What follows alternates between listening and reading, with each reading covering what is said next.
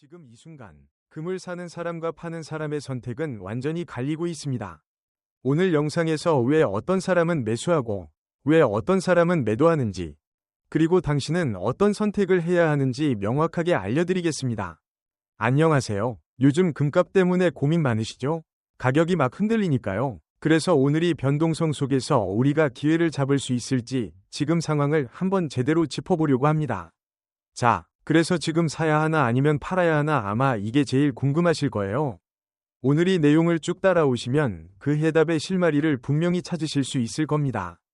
바로 시작해볼까요? 자, 그럼 첫 번째 순서로요. 지금 금시장에서 대체 무슨 일이 벌어지고 있는지 현재 상황부터 한번 자세히 들여다보겠습니다. 지금 보시는 것처럼 국내 시장 그리고 국제 시장 할 것 없이 둘 다 똑같이 조정 국면에 들어섰어요. 우리나라 금값은 지금 하락 압력을 받고 있고요. 한동안 정말 뜨거웠던 국제 금값도 일단은 좀 숨고르기에 들어간 그런 모습입니다. 이렇게 가격이 주춤하니까 당연히 투자자들 마음도 좀 위축될 수밖에 없겠죠. 지금 막 사자 이런 분위기보다는 일단 좀 지켜볼까 하는 관망세가 훨씬 짙어졌다고 보시면 됩니다. 아니 근데 도대체 왜 이렇게 가격이 흔들리는 걸까요? 그 뒤에는요, 아주 거대한 두 개의 힘이 팽팽하게 맞서고 있기 때문입니다. 네, 이 그림이 지금 상황을 정말 잘 보여주는데요. 마치 줄다리기 같아요. 한쪽에서는 금리나 환율 같은 거시 경제 요인들이 금값을 아래로 끌어내리는 역풍으로 작용하고 있고요. 근데 또 다른 한쪽에서는 아시겠지만 여전히 전 세계가 불안하잖아요.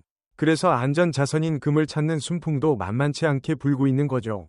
바로 이 두 힘이 팽팽하게 맞서면서 지금의 변동성을 만들어내고 있는 겁니다. 그러니까 핵심은 바로 이거예요. 단기적으로는 가격을 끌어내리는 요인들이 분명히 있지만 그럼에도 불구하고 금이 가진 안전자산이라는 본질적인 매력은 변하지 않았다는 거죠.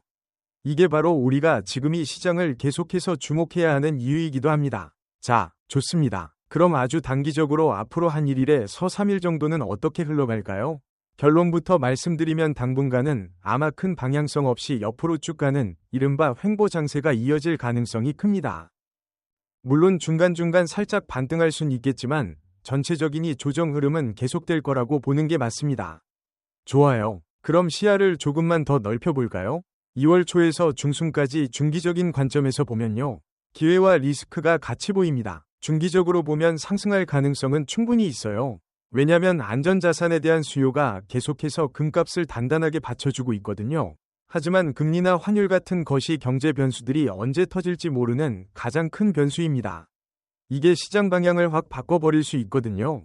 그러니까 오를 수도 있겠다는 기대감을 갖는 건 좋지만 리스크 관리는 정말 그 어느 때보다 철저하게 해야 하는 그런 시기라는 거죠. 자, 그럼 이렇게 복잡한 시장에서 우리는 대체 어떻게 해야 할까요?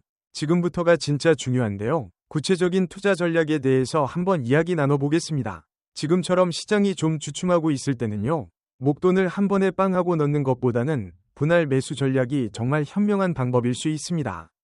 가격이 좀 조정을 받을 때마다 야금야금 조금씩 나눠서 사는 거죠. 이렇게 하면 평균 매입 단가, 그러니까 평단가가 낮아지니까 심리적으로도 훨씬 안정되고요. 갑자기 가격이 훅 떨어지는 리스크도 줄일 수가 있어요. 이 표를 보시면 행동 요령이 딱 정리되어 있습니다. 살 때는요, 과거에 가격이 버텨줬던 지지선을 참고해서 들어가는 거고요. 만약에 가격이 올라서 수익이 나면 욕심 부리지 말고 일부는 팔아서 수익을 실현하는 겁니다. 그리고 여기서 제일 중요한 거 뭐니 해도 리스크 관리죠. 만약에 가격 아래로 떨어지면 나는 미련 없이 판다. 이 손절 라인을 반드시 꼭 미리 정해두어야 합니다. 이게 원칙이에요. 사실 변동성이 클수록 사람이 감정적으로 되기 쉽거든요. 아, 더 오를 것 같은데 하면서 못 팔고 의학 더 떨어질 것 같아 하면서 공포에 질려서 팔아버리고, 이런 걸 막으려면요, 결국엔 미리 세워둔 나만의 계획, 나만의 원칙을 지키는 게 정말 중요합니다. 좀 더 긴 호흡으로 보면 금이라는 자산은 내 전체 포트폴리오의 안정성을 높여주는 뭐랄까 든든한 보험 같은 역할을 합니다. 그래서 보통 전문가들이 추천하는 게 전체 자산의 한 5%에서 15% 정도는 금으로 가지고 가는 게 안정적이라는 거예요. 단기적인 시세에 막 기뻐하고 슬퍼하기보다는 내 자산 배분의 중요한 한 축으로 생각하는 거죠. 자, 그럼 오늘 이야기한 핵심 원칙들 마지막으로 딱 정리해 볼게요. 첫째, 언제든 기회가 왔을 때 잡을 수 있도록 현금을 꼭 가지고 있을 것. 둘째, 감정에 휩쓸리지 않게 얼마에 팔지, 얼마에 손절할지 미리 정해둘 것. 그리고 마지막 셋째, 어떤 일이 있어도 그 계획을 지킬 것. 이 세 가지가 지금이 시장을 헤쳐나가는 가장 중요한 열쇠가 될 겁니다. 결국 이 질문, 금이 지금 가장 큰 리스크일까? 아니면 최고의 보호막일까? 이 질문에 대한 답은 여러분 각자의 전략에 달려 있습니다. 오늘 함께 살펴본 내용들을 바탕으로 여러분의 포트폴리오에서 금이 어떤 역할을 맡아야 할지 한번 진지하게 고민해 보시는 시간이 되셨으면 좋겠습니다.